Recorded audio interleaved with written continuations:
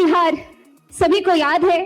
जब मैं उस समय को याद करती हूँ तो मुझे महाभारत के धृतराष्ट्र का हस्तिनापुर याद आता है, जो बहुत बड़े वरिष्ठ और बहुत ही अनुभवी नेता रहे, बहुत ही अनुभवी राजा रहे, लेकिन वो अंधे थे। और उससे भी बड़ी बात है कि वो देखना भी नहीं चाहते थे, क्योंकि उन्हें हस्तिनापुर की चिंता नहीं बल्कि दुर्योधन की चिंता लगी रहती थी। देखिए, उनकी ज्ञान बहुत कम है और कम उम्र में उपलब्धियां मिल जाती है तो इंसान ऐसे ही बोलता है। इसीलिए पढ़े लिखे लोगों की ज़रूरत है और जिनको देश दुनिया की जानकारी है उनको एक पद मिलना चाहिए।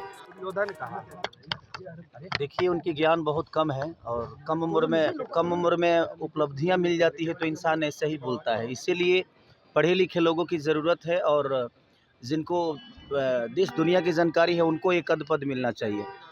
उनको पता नहीं है, ठीक है, चुनावी माहौल में है, वो किसी पार्टी में है, उन पे मैं टिप्पणी नहीं करूँगा क्योंकि एक कलाकार भी हैं।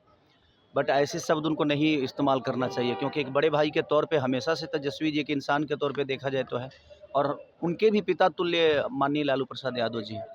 तो ऐसी भाषा का प्रयोग तो उनको बिल्कुल नहीं करना चाहिए। राजनीति में आने का मतलब ये नहीं कि हम इंसानियत खो जाएँ, संस्कार भूल जाएँ। राजनीति अच्छी बात है, आपको भलाई के लिए दुनिया ने चुना है तो उस पे आप कार्य करिए। किसी को छोटा बनाने और किसी को गलत बोल देने से हमें नहीं लगता है कि लोगों का उपकार होने वाला है।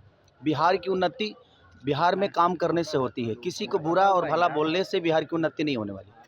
तो ये मनोज तिवारी ने एक गाने के माध्यम से आप पे तंज कसा। उन्होंने कहा है कि गड्ढा में गिर गए हैं खेसारी लाल यादव। राजद पार्टी गड्ढा है क्या? देखिए, उनका अपना सोच हो सकता है, वो जहाँ है उनके लिए बेहतर है, मैं जहाँ हूँ मेरे लिए बेहतर है।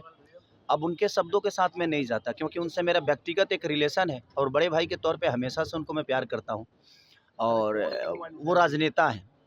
तो राजनेता ऐसे बोलते रहते हैं तो उनके शब्दों पे मैं नहीं जाता। मुझे लगता है कि मेरे बड़े भाई के तौर पे हमेशा से उनका सम्मान मैंने किया है और आजीवन करता रहूँगा। काजल राघवानी ने कहा है कि मैं खेसारी लाल यादव के साथ फिल्म करना चाहती हूँ, क्या आप फिल्म कीजिएगा उनके साथ?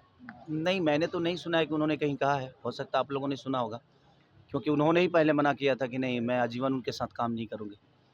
तो शायद अब उनका अपना विचारधारा हो बदल गया हो या अब क्या सिचुएशन था नहीं पता, बट वेलकम है। अगर वो करना चाहती हैं तो मैं किसी को मना करने वाला कौन होता हूँ। काजल राघवानी के साथ गठबंधन बनेगा? मैं इतना बड़ा नहीं हूँ कि मैं किसी कलाकार को कह दूं कि नहीं, इसके साथ नहीं। मनोज तिवारी ने एक होली का गाना गाया है, उसमें कहा है कि खेत में दिखे पवन सिंह का पावर और गड्ढा में खेसरिया।